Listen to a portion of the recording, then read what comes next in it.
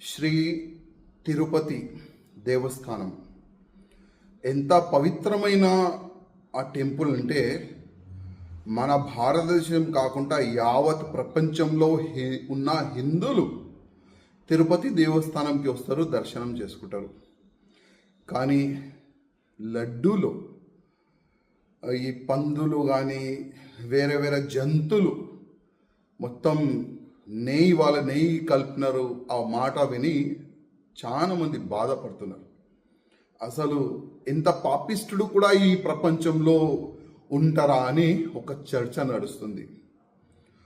ఇవాళ ఒక న్యూస్ చూసిన ఒక టీవీ ఛానల్లో, ఎవరో అంటే ఆ గుడిని అపవిత్రం చేయనికి ప్రయత్నం చేసిన వాళ్ళు ఇవాళ లేకపోతే రేపు దర్శనానికి వెళ్తారంట. అంటే ఎంత మీరు ఘోర పాపం చేసిన తర్వాత కొద్దిగైనా మీకు సిగ్గులేదా? మళ్ళా మా తిరుపతి దేవస్థానం మా దేవుడికి దర్శనం చేయడానికి మీరు వెళ్తారా? మా దేవుడి పైన మీకు నమ్మకం లేకపోతే మీరు ఎందుకు ఈ షోపుటప్ రాజకీయం చేస్తున్నారు? ఎందుకు ఈ షోపుటప్గా మీరు దర్శనం చేయడానికి వెళ్తున్నారు? నాకు అర్థమైతే లేదు. ఇవాళ మొత్తం మన తెలుగు సమాజం మీకు తిడుతున్నారు. మీరు దొరికితే చంపేస్తారు, అంత కోపం హిందూ సమాజంలో ఉంది.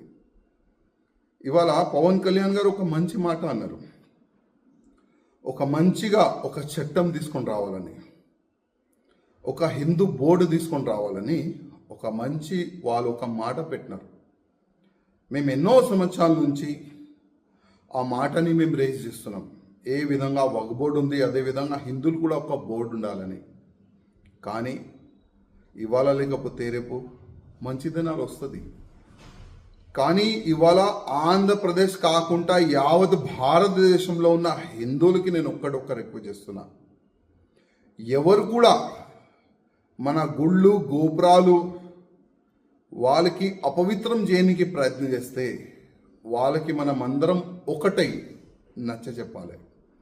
మన గుళ్ళు గోపురాలకి ఉన్న ల్యాండ్కి ఎవరైనా కబ్జా చేయడానికి ప్రయత్నం చేస్తే మనమందరం కలిసిమెలిసి దానికి కాపాడే ప్రయత్నం చేయాలి. ఇవాళ ఆంధ్రప్రదేశ్లో చాలా వరకు గుళ్ళు ఉన్నాయి. ఆ గుళ్ళో వేరే మతమోలు జాబ్లు చేస్తున్నారు.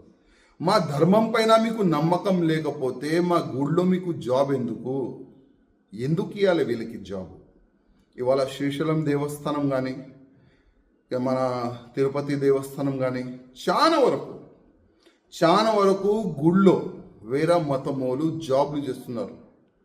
నేను ప్రత్యేకంగా చంద్రబాబు నాయుడు గారికి గతంలో కూడా ఒక లేఖ రాసిన, ఇవాళ కూడా నేను మా చంద్రబాబు నాయుడు గారికి రిక్వెస్ట్ చేస్తున్నా, మీరు దీనికి ఒక టాస్క్ ఫోర్స్ తయారు చేయండి, ఒక యాక్షన్ టీమ్ తయారు చేయండి. ఎవరైనా వేరే మతమోలు పేరు మార్చి గుళ్ళు గోపురాల దగ్గర అక్కడిక్కడ జాబ్లు చేస్తే వాళ్ళకి ఇమ్మీడియట్గా తీసేలాగా, వాళ్ళకి ఐడెంటిఫై చేసేలాగా ఒక టీంని ఏర్పాటు చేయాలని నేను ఆంధ్రప్రదేశ్ ముఖ్యమంత్రి గారికి రిక్వెస్ట్ చేస్తున్నా. అదేవిధంగా ఇవాళ వాళ్ళకి నేను ఒక మాట చెప్పాలనుకుంటున్నా, ఎవరైనా మా గుళ్ళుకి అపవిత్రం చేయడానికి ప్రయత్నం చేస్తారు, మా తిరుపతి దేవస్థానానికి అపవిత్రం చేయడానికి మీరు ప్రయత్నం చేశారు కదా, ఆ గుడికి వెళ్తున్నారు కదా, కొద్దిగా ఆలోచన చేయండి.